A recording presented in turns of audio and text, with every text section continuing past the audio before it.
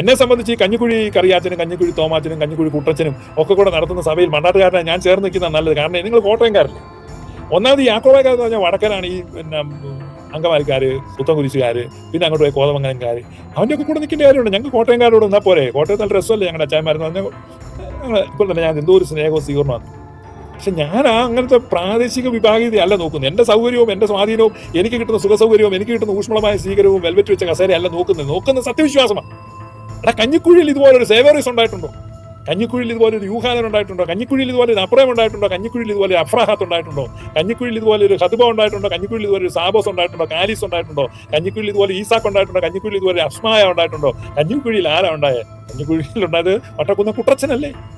34 MLA നിയമസഭയിൽ ഉള്ളത് കൊണ്ട് മാത്രം സ്വർണ്ണക്കടത്തിന്റെ കേസിൽ അകത്തു പോകാതെ രക്ഷപ്പെട്ട കുറ്റവാളികൾ, ക്രിമിനൽസിന്റെ ഒരു ഗ്രൂപ്പല്ലേ? അപ്പൊ ഞാൻ പറഞ്ഞത്, ഇവിടെ കുറച്ച് ഇന്ത്യൻ ഓർത്തഡോക്സിലെ ഒരുപാട് മുലകുടി മാറാത്ത പിള്ളേര് എന്നെ ഉപദേശം പഠിപ്പിക്കാനൊക്കെ ഒളിച്ചിരുന്ന് വ്യാജ ഐഡി കമന്റ് എഴുതുന്നു. ഇനിയിപ്പോൾ ഇച്ചിരിയുടെ മുതിർന്ന ആളുകളെ പറഞ്ഞു വിടും എന്നോട് സംസാരിക്കാം. ഞാൻ സംസാരിക്കാം. സുറിയാനി സഭയുടെ ചരിത്രം, ദൈവശാസ്ത്രം, പാരമ്പര്യം ഒക്കെ സംസാരിക്കും. ഒരു പ്രശ്നം ആർക്കും വേണം, കൃത്യമായിട്ട് സംസാരിക്കും. ചുമ്മാ ഒളിച്ചിരുന്ന് ഒരുമാതിരി ഓഞ്ഞ കമന്റ് എഴുതിയിടാതെ കൃത്യമായിട്ട് കാര്യം സംസാരിക്കാൻ നിങ്ങളുടെ ഇടയിൽ ആരും ഇല്ലേ? കഞ്ഞിക്കുഴിയിൽ അങ്ങനെ സഭ ഉണ്ടായിട്ടില്ല. നീ 519 അന്ത്യോക്യയിലെ സഭയിലുണ്ടായ കോൺഫ്ലിക്റ്റിനെ കഞ്ഞിക്കുഴിയിലെ മനോരമക്കാരും ഒക്കെ കൂടെ ഉണ്ടാക്കി ആ കുത്തിത്തിരിപ്പായിട്ട് താരതമ്യം ചെയ്തുകൊണ്ട് സോഷ്യൽ മീഡിയ വരരുത്. കാലം വേറെയാണ്. ഉണർന്ന് ചിന്തിക്കേ. ഇന്ത്യൻ ഓർത്തഡോക്സ് വിഭാഗത്തിൽപ്പെട്ട് വെറുതെ കുറയ്ക്കുന്ന ആളുകൾ അല്പസമയം കുറെ നിർത്തി ഒരു ഇടവേളയിട്ട് ഒരിളപ്പ് കൊടുത്ത് കുത്തിയിരുന്ന് ചിന്തിക്കടാ. ചിന്തിക്കുമ്പോൾ വേണം വാൽ ചെറുതായിട്ട് ആട്ടിക്കൊണ്ട് ചിന്തിക്കും, ചെവി ആട്ടിക്കൊണ്ട് പട്ടി ചിന്തിക്കുന്നതാണ്. അപ്പൊ അങ്ങനെ ഒന്ന് ചിന്തിക്കും. ഈ തോമസ് ലീഗ വന്നിട്ട് ഇവിടെ ആക്കിയ ബിഷപ്പാണ്. ഇപ്പൊ എല്ലാരും ചോദിക്കുന്നുണ്ട്, ഈ തൊപ്പിയും കുപ്പായൊക്കെ ഞങ്ങളുടെ അല്ലേ എന്ന്. അല്ല, ഇതെല്ലാം കോപ്റ്റിക് സഭയിൽ നിന്ന് കിട്ടിയതാണ് അന്ത്യോക്യ സഭയ്ക്ക്. അങ്ങനെ കിട്ടിയ കുപ്പായാണ് അവരെല്ലാം ഇട്ടിരിക്കുന്നത്. സുറിയാനി സഭയുടെ ലിറ്റർജി ഒരു ഉളുപ്പും ചളിപ്പും കൂടാതെ അടിച്ചു മാറ്റി ഉപയോഗിക്കുന്ന ഇന്ത്യൻ ഓർത്തഡോക്സുകാർക്ക് സുറിയാനി സഭയ്ക്ക് റോയൽറ്റി കൊടുത്ത് ഞങ്ങൾ ഇത് പാടും എന്ന് പറഞ്ഞാൽ 2 മാസം പാടി കഴിയുമ്പോൾ നിന്റെ മുഴുവൻ കൂടും കൊടുക്കുകയും വിറ്റ് അന്ത്യോക്യൻ പാത്രിക്കീസിന്റെ കാൽ കീഴിൽ വെക്കേണ്ടി വരും. കഷ്ടിച്ചൊരു കൗബീനെ മാത്രം മിച്ചം കാണും അടുത്ത പാട്ട് പാടാൻ. നീ പിടിച്ചെടുക്കുന്നതും തടുത്തു കൂട്ടുന്നതും അതിനേക്കാളൊക്കെ എത്രയോ മടങ്ങ് മൂല്യമുള്ള ഒന്നാണ് പാരമ്പര്യം. ഒരങ്ങാടിയിലും വാങ്ങാൻ കിട്ടാത്തതാണ്. അത് പണത്തിന് വേണ്ടിയല്ല. സത്യവിശ്വാസവും നേർ പാരമ്പര്യവും യാക്കോബായക്കാരുടെ കൂടെ ആയതുകൊണ്ടാണ് ഞാൻ ആ കൂടെ നിൽക്കുന്നത്. മനസ്സിലായി? പൈസ ഉണ്ടാക്കാനാണ് പെന്തക്കോസ് നിന്നാൽ മതിയായിരുന്നു. മാന്യതയ്ക്ക് അംഗീകാരത്തിനും മറ്റു സ്വാധീനങ്ങൾക്കും ആണെങ്കിൽ മെത്രാൻ കക്ഷിക്കാരുടെ കൂടെ നിൽക്കായിരുന്നു. ചിന്തിക്കുക.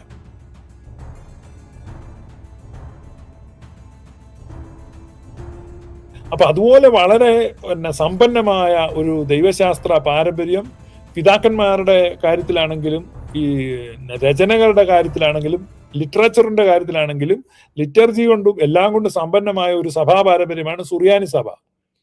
മറിച്ച് ഇവിടെ കഞ്ഞിക്കുഴിയിലെ സഭയ്ക്ക് എന്താ ഉള്ളത്? താരതമ്യപ്പെടുത്താൻ എന്തെങ്കിലും ഉണ്ടോ?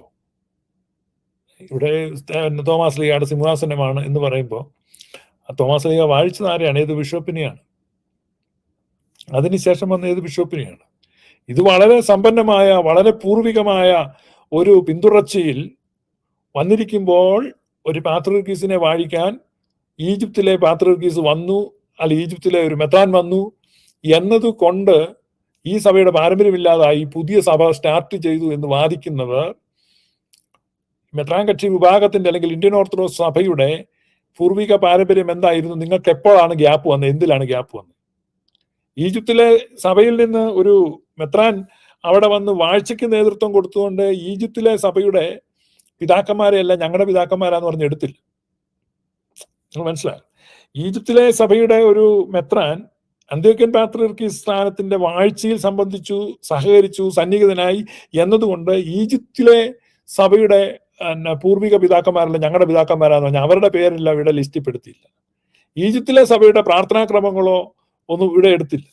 ഇപ്പൊ എല്ലാരും ചോദിക്കുന്നുണ്ട്, ഈ തൊപ്പിയും കുപ്പായൊക്കെ ഞങ്ങളുടെ അല്ലേ എന്ന്. അല്ല, ഇതെല്ലാം കോപ്റ്റിക് സഭയിൽ നിന്ന് കിട്ടിയതാണ് അന്ത്യോക്യ സഭയ്ക്ക്.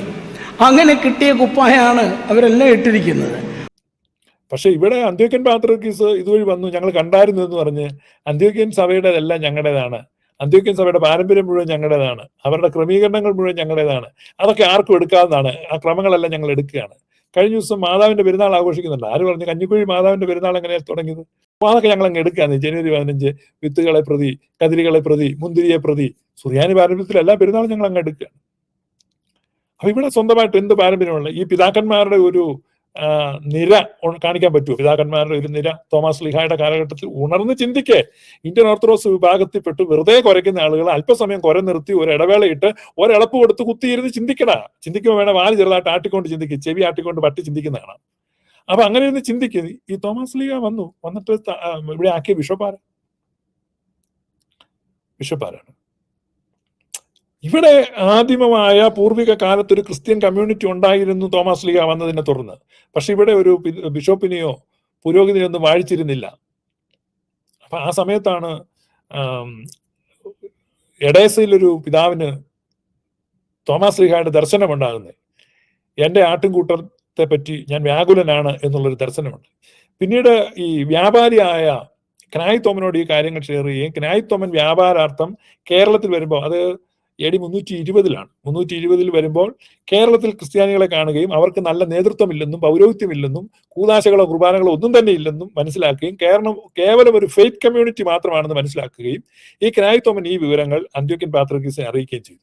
അങ്ങനെ അവിടെ നിന്ന് അച്ഛന്മാരും പ്രാർത്ഥനകളും ഒക്കെ ആയിട്ട് ഒരു സംഘത്തെ കേരളത്തിലേക്ക് അയച്ചു. അതാണ് ഒന്നാം സുറിയാനി കുടിയേറ്റം, കനാനായക്കാരുടെ ഒന്നാം കുടിയേറ്റം AD 325. പിന്നീട് AD 825 9ാം നൂറ്റാണ്ടിൽ രണ്ടാം സുറിയാനി കുടിയേറ്റം ഉണ്ടായി. ഒന്നാം സുറിയാനി കുടിയേറ്റം ക്നായ് തോമന്റെ നേതൃത്വത്തിൽ വന്നു കഴിഞ്ഞിട്ടാണ് പിന്നെ കേരളത്തിലെ ക്രിസ്ത്യാനികൾ സുറിയാനി ക്രിസ്ത്യാനികളാകുന്നത്.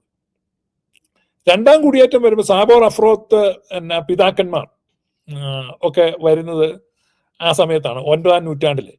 9ാം നൂറ്റാണ്ടിലെ രണ്ടാം സുറിയൻ കുടിയേറ്റത്തിന്റെ സമയത്താണ് ഒന്നാം സുറിയൻ കുടിയേറ്റത്തോടുകൂടെ കേരളത്തിലെ ക്രിസ്ത്യാനികൾ സുറിയാനിക്കാരാവുകയും രണ്ടാം സിറിയൻ കുടിയേറ്റത്തിൽ കുറെ കൂടെ കൃത്യമായി നിർവചിച്ചാൽ കേരളത്തിലെ ക്രിസ്ത്യാനികൾ യാക്കോബായക്കാരാവുകയും ചെയ്തു. അത് 9ാം നൂറ്റാണ്ടിലാണ്. 9ാം നൂറ്റാണ്ടിൽ കൃത്യമായി, കാരണം അപ്പോഴേക്കും നെസ്തോറിനിസം വേര് പിടിച്ചു. പക്ഷെ നെസ്തോറിയന്മാരല്ല രണ്ടാം സിറിയൻ കുടിയേറ്റത്തിൽ വന്ന സാബോർ അഫ്രോത്ത് പിതാക്കന്മാർ, അവർ സുറിയോക്കാരായിരുന്നു, അല്ലെങ്കിൽ സത്യവിശ്വാസികൾ. സുറിയോയോ എന്ന് പറയുന്നത് യാക്കോബായക്കാരുടെ വിളിപ്പേരാണ്. അതിന്നും ആ ലിഖിതങ്ങളിൽ നമുക്ക് കാണാം. അത് ഡോക്യുമെന്റഡ് എവിഡൻസ് ആണ്. അനിഷേധ്യമായ ചരിത്ര തെളിവുകൾ രേഖാമൂലം നിൽക്കുകയാണ് 9ാം നൂറ്റാണ്ടിലെ രണ്ടാം കുടിയേറ്റത്തിൽ. അപ്പം 4ാം നൂറ്റാണ്ടിലെ ഒന്നാം കുടിയേറ്റത്തിൽ കേരളത്തിലെ ക്രിസ്ത്യാനികൾ സുറിയാനിക്കാരാവുകയും 9ാം നൂറ്റാണ്ടിലെ രണ്ടാം കുടിയേറ്റത്തിൽ കേരളത്തിലെ ക്രിസ്ത്യാനികൾ യാക്കോബായക്കാരാവുകയും ചെയ്തു. പിന്നീട് അവിടെ നിന്നുണ്ടായ കലഹങ്ങളും പിളർപ്പുകളും വിഭജനങ്ങളും വിഭാഗീയതകളും ഒക്കെ നമുക്ക് നമ്മുടെ മുമ്പിൽ ഈ കഴിഞ്ഞ നാളുകളിലെ ചർച്ചകളിലൂടെ ഉള്ളം കൈയിലെ കരുതലാ മലകം എന്ന് പറഞ്ഞാൽ ഉള്ളം കൈയിൽ വെച്ചിരിക്കുന്ന ഒരു നെല്ലിക്കയെ നമുക്ക് എങ്ങനെ കാണാം, അങ്ങനെ നമുക്ക് ഈ ചരിത്രം നമ്മുടെ മുമ്പിൽ ഇതൾ വിരിഞ്ഞു വരുന്ന കാഴ്ചയല്ലേ നമ്മൾ കാണുന്നത്. അതുകൊണ്ട് ഇതൊന്നും അറിയാത്തവരല്ല ഇവിടെയുള്ള ആളുകൾ. ഇനി ആരെയാണ് നിങ്ങൾ കളിപ്പിക്കുന്നത്, ആരെയാണ് വഞ്ചിക്കാൻ നോക്കുന്നത്, ആരുടെ കണ്ണിലാണ് പൊടിയിടാൻ നോക്കുന്നത്, ഇതൊന്നും സാധ്യമല്ല എന്ന് നിങ്ങൾ മനസ്സിലാക്കുക. ചരിത്രം നമ്മുടെ മുമ്പിൽ പച്ചയായി നമുക്ക് നിൽക്കുകയാണ്. ചരിത്രത്തിന്റെ ഈ വീഥികളിലൂടെ നമ്മൾ സഞ്ചരിക്കുമ്പോൾ നമ്മുടെ പൂർവിക പിതാക്കന്മാരുടെ നിശ്വാസ ശബ്ദം നമുക്ക് കേൾക്കാൻ പറ്റും. നമ്മൾ ഒന്നുകൂടെ ശ്രദ്ധിച്ചാൽ ചോരയുടെ മണമുള്ള അവരുടെ നിശ്വാസവായു നമ്മെ സ്പർശിച്ച് കടന്നു പോകും. ആ ചോരയുടെ മണമുള്ള കാറ്റ്, സത്യവിശ്വാസത്തിന്റെ ഗീതികൾ നമ്മുടെ കാതിൽ മൂളിയിട്ടാണ് കടന്നു പോകും. അതാണ് സുറിയാനിക്കാരന്റെ പാരമ്പര്യം. ഇരുമ്പ് മാംസത്തോട് ഏറ്റുമുട്ടിയപ്പോൾ ഇരുമ്പ് പരാജയപ്പെട്ട കഥ അല്ലേ?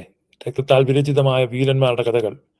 വിശ്വാസത്തിന് വേണ്ടി തരുമ്പും കൂസാതെ, ജയിലറയെയും തൂക്കുകയറിനെയും ഭയപ്പെടാതെ, വാളിനെയും തീച്ചൂളിയെയും ഒളിച്ചു നടക്കാതെ, വിശ്വാസധീരന്മാരുടെ ആ പാരമ്പര്യത്തിൽ നിൽക്കുന്ന സഭ. ആ സഭയെ പറ്റിയാണ് ആക്ഷേപം പറയുന്നത്. യാക്കൂബ് പ്രധാന തുടങ്ങിയതാണ്. അപ്പൊ അതല്ല. യാക്കൂബ് പ്രധാനെ അത്രയും ത്യാഗം സഹിക്കുവാൻ, അത്രയും അലയുവാൻ, അത്രയും അധ്വാനിക്കുവാൻ പ്രേരിപ്പിച്ചത് തനിക്ക് മുൻപേ നടന്നുപോയ വിശുദ്ധന്മാരുടെ വിശ്വാസത്തിന്റെ നിശ്ചയദാർഢ്യമുള്ള ചുവടുകളാണ്, അവരുടെ ഏറ്റുപറച്ചിലുകളാണ്. യാക്കൂബ് പ്രധാൻ എന്തിനു വേണ്ടിയാണ് അധ്വാനിച്ചത്? പുതിയൊരു പ്രസ്ഥാനം, പുതിയൊരു ആശയത്തിന്റെ അടിസ്ഥാനത്തിൽ പുതിയൊരു തത്വചിന്തയും പുതിയൊരു ആദർശവുമായി വന്ന് പുതുമ പ്രസംഗിക്കല്ലായിരുന്നു, മറിച്ച് പാത്രിയർക്കീസ് സേവേറിയോസ് എന്തു പ്രസംഗിച്ചോ അത് തന്നെ പ്രസംഗിക്കുവാൻ. അലക്സാണ്ട്രിയയിലെ കൂറിലോസ് ഏത് വിശ്വാസത്തെ ഉയർത്തിപ്പിടിച്ചോ അത് തന്നെ ഉയർത്തിപ്പിടിക്കുവാൻ. അതുകൊണ്ടാണ് അലക്സാണ്ട്രിയയിലെ സഭ യാക്കൂബ് പ്രധാനിയെ ഹെൽപ്പ് ചെയ്യാൻ തയ്യാറായത്. കാരണം സത്യവിശ്വാസത്തിന്റെ കൊടിക്കൂറയാണ്. സത്യവിശ്വാസത്തിന്റെ. അപ്പൊ വിശ്വാസ പാരമ്പര്യത്തിലും ദൈവശാസ്ത്ര പാരമ്പര്യത്തിലും പിതാക്കന്മാരുടെ പാരമ്പര്യത്തിലും ആരാധനാക്രമത്തിന്റെ പാരമ്പര്യത്തിലും ഈ 4 പാരമ്പര്യം നോക്കിയാലും 1-ാം നൂറ്റാണ്ട് വരെ, അല്ലെങ്കിൽ കൃത്യമായി പറഞ്ഞ AD 37 മുതലുള്ള നേർ പാരമ്പര്യമുള്ള സത്യവിശ്വാസത്തെ സംരക്ഷിച്ച, സത്യവിശ്വാസത്തെ ഉയർത്തിപ്പിടിക്കുന്ന സഭാ പാരമ്പര്യമാണ് യാക്കോബായ സഭയ്ക്കുള്ളത്. ആ യാക്കോബായ സഭയുടെ പരിശുദ്ധ പത്രോസ് ശ്ലീഹായുടെ ശ്ലൈഹിക സിംഹാസനത്തിൽ ഭാഗ്യമോടെ വാണരുന്ന 122ാമത്തെ പാത്രിർക്കീസ് ആണ് അപ്രേം ദ്വിതീയൻ പാത്രിർക്കീസ് ബാവ.